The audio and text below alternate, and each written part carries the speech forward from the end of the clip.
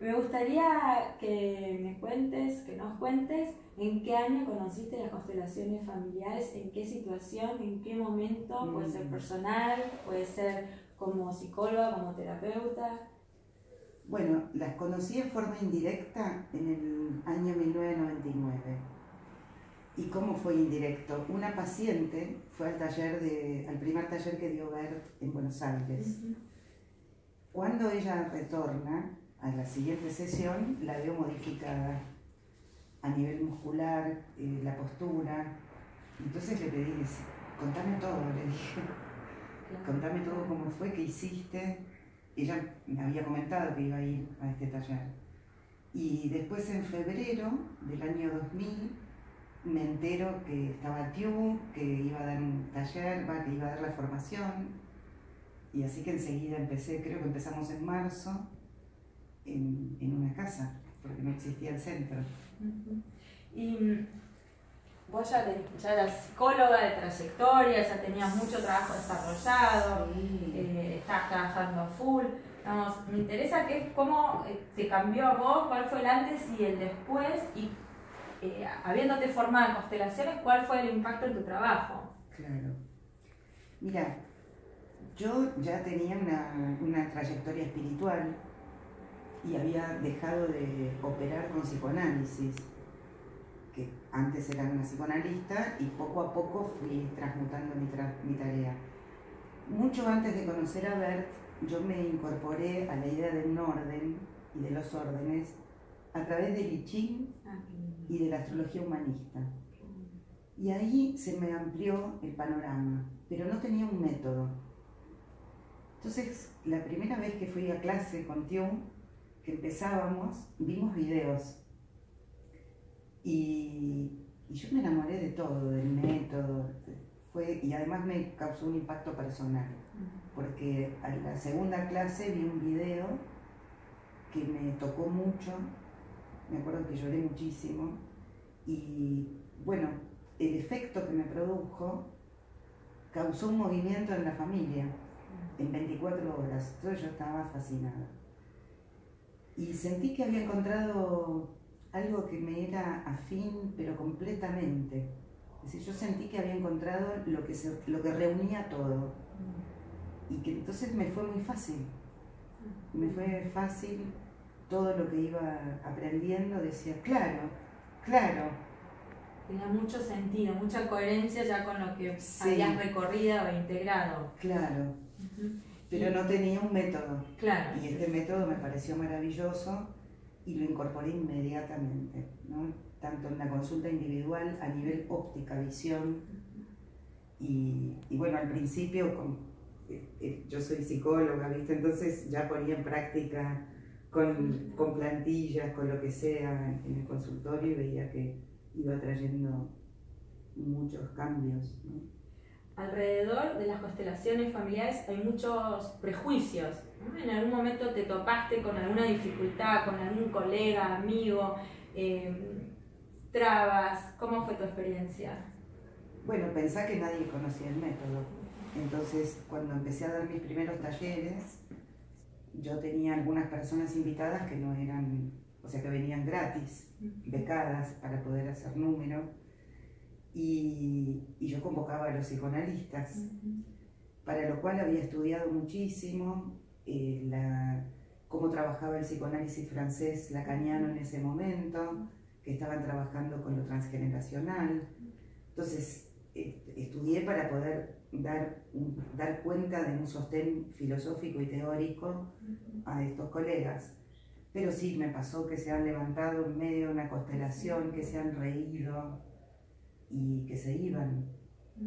Es decir, fue fuerte. Fue fuerte. ¿Y cómo fue para vos poder sostener tu afinidad con el método, con la filosofía, con todo lo que implicaba, soportando en el buen sentido de sosteniendo rechazo, malestares, ¿no? Ruido al respecto? ¿Cómo fue para vos esa experiencia? No era la primera vez, ¿no? Porque ya había transmutado desde el psicoanálisis cuando empecé a hacer trabajo corporal, y entonces ya había tenido otras crisis en relación al medio en el que me encontraba. Y lo sostuve con ganas, digamos, y no me causó un impacto como las otras crisis había tenido una merma en el consultorio. En cambio, en este cambio no tuve merma. Muy bien. Y se me surge ahora preguntas espontáneas, sí, sí. ¿no? Como por ejemplo, ¿cuándo le recomendarías a una persona que estaría bueno ir a un taller? Puede ser a un paciente, puede ser a una persona que conoces. ¿Para qué va a ir a un taller de constelaciones? ¿Y qué le va a pasar? ¿O cómo se recomienda a alguien ir a un taller? Bueno, ¿cómo se recomienda? A veces a partir de una conversación, una situación social. Yo lo recomiendo siempre. Es decir, por supuesto, cuando hay algún síntoma, cuando uno percibe que hay alguna implicancia cuando estamos conversando, que está la persona ligada a algo que no pertenece a este presente y a su configuración familiar actual. Pero también yo recomiendo mucho participar de los talleres por el efecto que nos deja participar representando. Es decir, yo voy cada vez que puedo a los talleres de otros, solo para eso, para estar dentro de eso que nosotros llamamos campo, por el efecto benéfico que me trae. Hay tres palabras ahora curiosas, ¿no? Que para el que está empezando en esto, que es implicancias, campo. Sí. ¿No? ¿Qué es una implicancia y qué es el campo cuando estás trabajando en un taller? ¿A qué te estás refiriendo? Bien. Por implicancia entiendo, nosotros estamos ligados a familiares que ni conocimos, de muchas generaciones atrás a veces, y tenemos un lazo invisible que nos mantiene unidos pero atados, ¿no? Y pasa con mucha frecuencia que uno está como identificado con una persona y siente el destino de la otra persona, o siente los problemas que tuvo, o a veces una interrupción, o haber sido excluido, y uno carga con una sensación que no se condice con los hechos de la familia. Uno dice, bueno, en psicoanálisis, papá, mamá, niño, y decís, pero no puede ser. O a veces ves una nena con cara de anciana, ¿no? Y decís, ¿a quién está trayendo? ¿Cómo es posible? O como a veces vemos a una mujer adulta que parece una nena, ¿no? Entonces ahí ya tenés mucha información. Mucha información.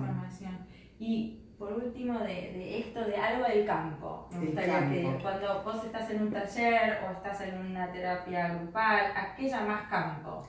Bueno, yo llamo campo también a esto que está pasando acá.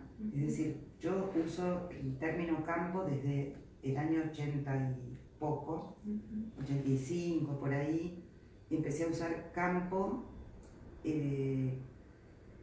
como sinónimo de red también. La red que se configura a veces pasajera, como este momento o el momento de un taller, y en esa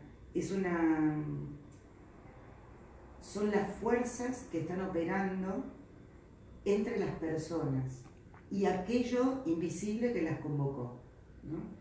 ¿Qué sería aquello invisible? Porque si no parece que estamos hablando de magia, viste que a veces magia, dicen que son espíritus, mágicas, claro. Espíritus, no el espíritu, ¿no?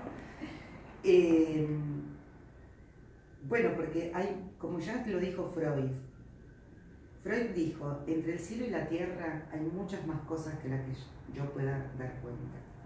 Es decir, hay mucho más. Estuvo Jung también, es decir, hay, como en este momento hay ondas de radio, ondas de TV, internet, y son invisibles, pero están. Y eso también forma un campo magnético. Es decir, yo considero desde antes, mi primera acepción fue por el magnetismo, ¿no? Por la fuerza, el magnetismo que cada ser humano irradia, por su presencia, a nivel magnético, biológico. Y en este momento tu ADN con el mío y con el de ella se están comunicando.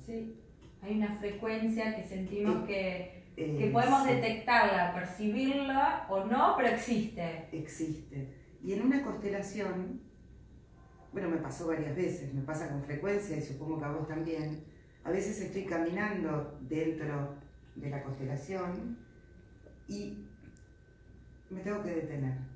Siento que hay algo, una pared invisible. Y ahí siento un límite, ¿no? Digo, bueno, yo no tengo que seguir, no tengo que ir adelante. Entonces, el campo, en ese tejido que se organiza entre los participantes, también está conectado un campo de información. Y el campo de información, ya no sé si conocés la canción de Charly García, que dice, yo solo tengo una pobre antena que me transmite lo que decir. ¿Y dónde está enganchada esa antena?